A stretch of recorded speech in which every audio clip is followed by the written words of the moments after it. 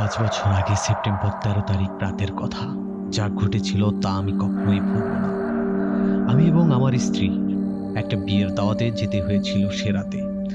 আমাদের ছেলে মেয়ে ছোট ছিল, তাই তাদের ঘুম পাড়িয়ে তারপর তাদের দেখাশোনার জন্য আমার বড় ভাইয়ের মেয়ে সুফিয়াকে আমাদের বাড়িতে রাখি।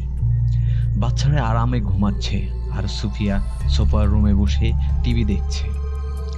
ডিস লাইনের কানেকশনে বারবার সমস্যা করতে থাকে, যার কারণে সুফিয়া বিরক্ত হয়ে ভাবে যে আমাদের বেডরুমে টিভিতে তার প্রিয় সিরিয়াল দেখবে। সেই জন্য সে আমাকে ফোন করে এবং বলে, হ্যালো চাচু, সোফার রুমে টিভিতে সমস্যা করছে, আমি কি আপনাদের বেডরুমে গিয়ে টিভি দেখতে পারি? আমি তাকে জিজ্ঞেস করি বাচ্চারা কি করছে। তখন সে বলে বাচ্চাগুলো গভীরভাবে ঘুমিয়েছিল। শুনে আমি হ্যাঁ বলে ফোনটা কেটে দিই। তারপর সুফিয়া বেডরুমে চলে যায়। সে গিয়ে একটা পুতুল দেখে এবং অবাক হয়। তারপর সে পুতুলটাকে নিয়ে একটা আলমারিতে রেখে দেয়। তারপর সে এসে টিভি দেখা শুরু করে। সে খুব মনোযোগ দিয়ে টিভি দেখছিল। এর মধ্যে একটা শব্দ করে আলমারিটা খুলে যায়। সুফিয়া সেদিকে তাকায়, দেখে পুতুলটা সেখানে নাই। তারপর টিভির দিকে তাকাতেই সে দেখে পুতুলটা টিভির কাছে রয়েছে। সুফিয়া ভয় পেয়ে আমাকে কল করে এবং বলে, চাচ্ছু, এখানে সব কেমন আজব আজব ঘটনা ঘটছে। আমার খুব ভয় করছে একটা জোকারের মতন পুতুল দেখে। এটা শুনে আমি আমার স্ত্রীকে জিজ্ঞেস করলাম, আমাদের রুমে কি কোনো পুতুল আছে?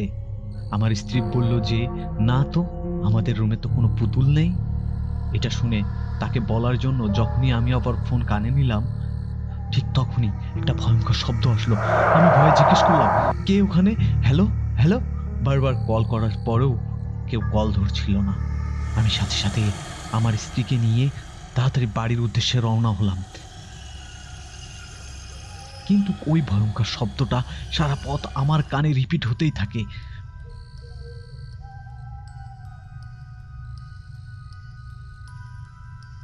বাড়ি আসার সাথে সাথে আমরা রুমে ঢুকে যাই, কিন্তু ঢুকে যে এই অবস্থা দেখব আমরা কল্পনাও করতে পারিনি।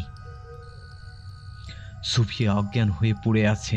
আমাদের 2টা বাচ্চা সে জোকার পুতুল নিয়ে খেলছে, যেটা নিয়ে সুফিয়া আমাদেরকে বলেছিল। সকাল হতেই শহরের থেকে অনেক দূরে একটা নদীতে ওই পুতুলটা ফেলে দিয়ে আসি।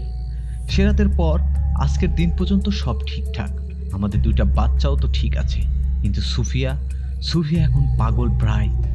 কিন্তু সেই ভয়ঙ্কর শব্দটা আজও প্রায় রাতে আমার কানে বেজে ওঠে।